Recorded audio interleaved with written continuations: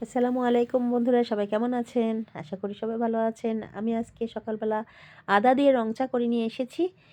তো আমি জানালাটার কাছে চলে আসলাম। একটু জানালাটা খুলে দেখি সুন্দর আ হালকা, হালকা কুয়াশা এবং ঝিরঝিরে বাতাস আমার কাছে অনেক ভালো লেগেছে।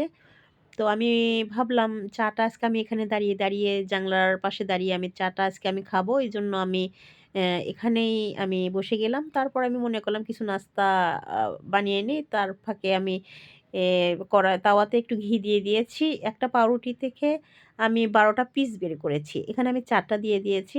আর কিছু গরুর দুধের সঙ্গে আমি চিনি মিশিয়ে নিয়েছি। তো সেটা আমি একটু, একটু করে এর ভিতরে ঢেলে দিচ্ছি নরম হওয়ার জন্য। ১ম এ কিন্তু আমি ঘি দিয়ে দিয়েছি। এজন্য অনেকটা স্বাদ হবে। আবার একটু পাউরুটি ভিজানোর জন্য আবার আমি দুধটা দিয়ে দিলাম এই কারণেই যে আরেকটু নরম হবে। তো দিয়ে দেওয়া হয়ে গেছে। এখন এটা আমি আসলে উল্টিয়ে ফেলবো।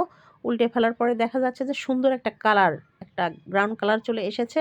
ওই পিঠ এপিঠ হয়ে গিয়েছে। তারপর আমি এটা নামিয়ে ফেলছি। আমি একটা পাউরুটি থেকে আগে বলেছি আমি ১২ টা পিস বের করেছি।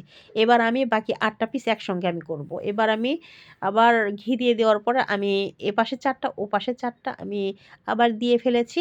এবার আমি একটু, একটু করে দুধও দিয়ে দিচ্ছি। চিনিতে গুলানো দুধ আরকি। এটা আমি দিয়ে ফেললাম। দেওয়ার পরে দুধগুলো যে শুকিয়ে গিয়েছে।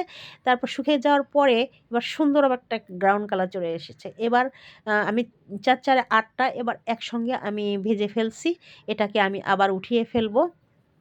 তো এভাবে মাঝে, মাঝে আপনারাও সবাই বানিয়ে খাবেন। আসলে অনেক ভালো লাগা কাজ করে। অনেক ভালো লাগে। পাউরুটি দিয়ে বিভিন্ন ধরনের বিভিন্ন কিছু আসলে রেসিপি তৈরি করা যায়। এটা আসলে সবাই আমরা জানি কমবেশি। অনেকে অলসতা করে বানায় না। জাস্ট আমরাও একই কেস। তারপরে এবার চলে আসলাম ভাত রান্নার ভিতরে। ভাতটা আমি বসিয়ে দিয়েছি। ভাতটা আমি বসিয়ে দেওয়ার পর ভাতটা একটু বলক এসে গেছে। এবার আমি আগা দিনে নিয়ে এসেছিলাম ওই যে কাঁচামরিচ আর লোট্টা শুটকি। সেটা আমি দেখাচ্ছি। সেই লোট্টা শুটকিটা এই যে আমি ভুনা করব দেখে আমি নিয়ে এসেছি। আমি অনেকদিন পর, পর আসলে লোট্টা শুটকি আমি ঝাল, ঝাল করে একটু রান্না করে খেতে পছন্দ করি। তো আমি চলে যাচ্ছি রান্নাঘরে। রান্নাঘরে গিয়ে আমি শুটকিটা আমি ছোট্ট, ছোট করে কেটে ফেলবো।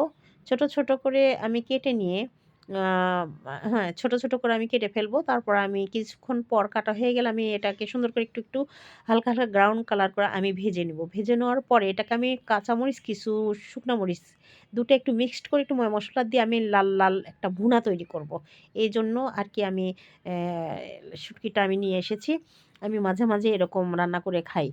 তো আমি আসলে আজকে সবজিও রান্না করব। তো আমি সবজির জন্য আমি কিছু মূলা-টুলা নিয়ে এসেছি। এটা আমি সবজি করব। তো অনেক টাইমে দেখা গেছে কি যে সবজিটা খেলে শরীরের অনেক কিছু আসলে ভালো থাকে বা শরীর সুস্থ থাকে। সুস্থ থাকার জন্য অবশ্যই আ আমাদের সবজি জিনিসটা আসলে প্রতিদিন রুটিনে থাকা দরকার। তো আমি এটা রাখি সবসময়। যেকোনোভাবে না যেকোনোভাবে আমি শাক হোক আর সবজি হোক, আমি এটাকে আমি আমার তালিকায় আমি রাখি। আমি যেটাই খাই, মাছ, মাংস যেটাই খাই না কেন আমার তালিকায় সবজি তো থাকবে। না হলে শাক থাকবে। এটা আমার একটা অভ্যাস। তো আমার কাঁচামরিচটা আর পেঁয়াজটা আমি কেটে নিচ্ছি। তো এবার আমি কাটা প্রায় শেষ হয়ে গিয়েছে। এবার আমি সুন্দরভাবে জঙ্গলগুলি উঠিয়ে ফেলবো। জঙ্গলগুলি উঠিয়ে ফেলে সুন্দরভাবে গুছিয়ে রাখবো।